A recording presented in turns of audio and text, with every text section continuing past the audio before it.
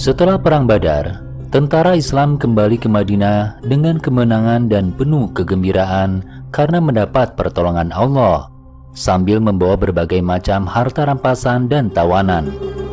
Sedangkan keadaan tentara musyrikin justru sebaliknya. Tentara Quraisy pertama yang tiba di Mekah adalah Haisuman bin Abdillah al-Khuzai. Setelah sampai di Mekah, ia ditanyai oleh masyarakat yang tinggal di Mekah, khususnya para pemimpin Quraisy yang tidak berangkat ke Badar. Dia menjawab dengan jujur. Tentara Quraisy hancur luluh dan dikalahkan oleh tentara Muhammad. Para pemimpin dan pahlawan Quraisy binasa. Abu Jahal meninggal, Utbah bin Robi'ah meninggal, Abul Bakhtari terbunuh, Walid bin Utbah meninggal, Saiban bin Robi'ah binasa, Uqbah bin Abi Mu'ayz ditangkap, Nadhor bin Haris juga ditangkap, dan barisan tentara Quraisy pun berantakan. Demikianlah Haisuman menjelaskan satu persatu kekalahan tentara Quraisy dalam Perang Badar. Namun tak seorang pun mempercayai perkataannya. Meski begitu, dia tetap mengatakan apa yang terjadi dan apa yang dilihatnya. Dan jika mereka tidak percaya, dia bisa membuktikannya nanti. Dalam waktu beberapa hari setelah kedatangan Haisuman, para tentara Quraisy yang berhasil melarikan diri telah tiba di Mekah.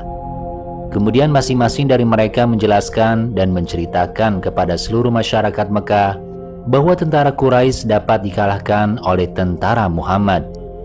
Padahal mereka belum ditanyakan oleh para pemimpin Quraisy. Mendengar kabar kekalahan tersebut, Abu Lahab pingsan dan banyak kaum Quraisy di Mekah yang menangisi kekalahan yang dideritanya. Karena sedihnya ditinggalkan oleh teman-temannya, Abu Lahab jatuh sakit. 7 hari kemudian, dia meninggal dengan membawa rasa sakit yang tidak terhingga. Riwayat meninggalnya Abu Lahab adalah sebagai berikut. Ketika pasukan Quraisy yang kalah kembali ke Mekah dan banyak pemimpin mereka yang gugur dalam pertempuran, yang terlihat datang hanyalah Abu Sufyan. Abu Sufyan melanjutkan perjalanan menuju ke suatu tempat di dekat sumur Zamzam. Saat itu, Abu Lahab datang dan terus bertanya kepada Abu Sufyan, "Bagaimana kabarnya?" Abu Sufyan tentu saja menjawab dan melaporkan apa adanya. Saat itu banyak orang yang datang ke tempat itu dan mengelilingi Abu Sufyan. Setelah Abu Lahab mendapat laporan yang jelas dari Abu Sufyan dan lainnya, ia pun terjatuh tak sadarkan diri. Sementara itu, ia juga memukul keras seorang pria bernama Abu Rafi, budak Abbas bin Abdul Muthalib, karena Abu Rafi dianggap menghinanya. Setelah itu, Abu Lahab jatuh sakit dan 7 hari kemudian meninggal. Penyebab sakitnya adalah karena hatinya terpukul keras oleh kekalahan tak terduga dari pasukannya. Selain itu, ada riwayat lain yang menyebutkan ia terjangkit penyakit cacar setelah mendapat kabar kekalahan tersebut.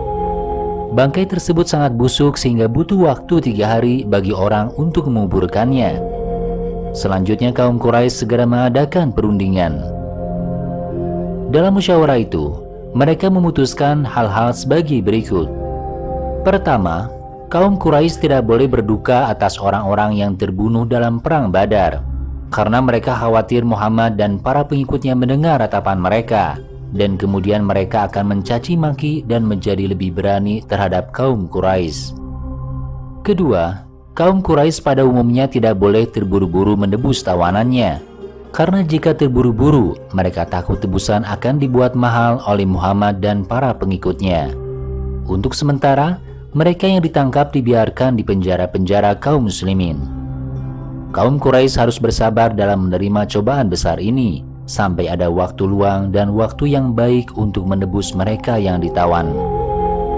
Demikianlah beberapa keputusan yang diambil oleh kaum Quraisy dalam musyawarah tersebut.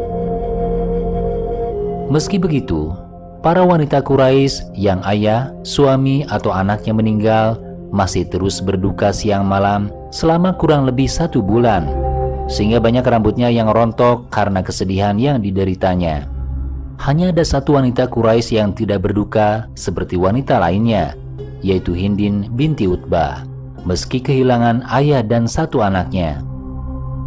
Ketika Hindun ditanya oleh teman-temannya dari wanita Quraisy,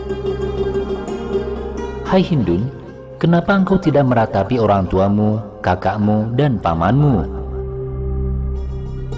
Dia menjawab dengan sombong, "Mengapa saya harus menangisi mereka? Jika saya menangisi mereka, lalu Muhammad dan para pengikutnya mendengarnya, tentu mereka akan mencaci.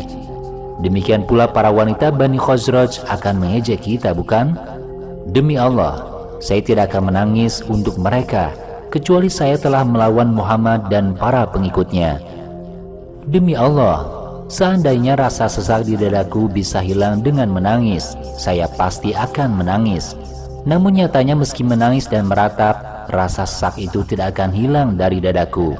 Oleh karena itu saya tidak perlu menangis. Demi Allah, haram bagiku untuk menghiasi diriku dengan minyak wangi selama saya belum berperang melawan Muhammad dan para pengikutnya." Sejak sumpahnya itu, Hindun tidak pernah memakai perhiasan atau parfum, serta tidak pernah dekat dengan suaminya, Abu Sufyan. Abu Sufyan juga bersumpah bahwa dia tidak akan mencuci rambutnya sebelum melakukan pembalasan terhadap Muhammad dan pengikutnya. Itulah sejarah singkat kaum musyrikin Quraisy pasca Perang Badar. Saat itu, satu-satunya pahlawan atau pemimpin kaum Quraisy yang terang-terangan memusuhi Islam dan kaum muslimin, khususnya Nabi Muhammad SAW, hanyalah Abu Sufyan.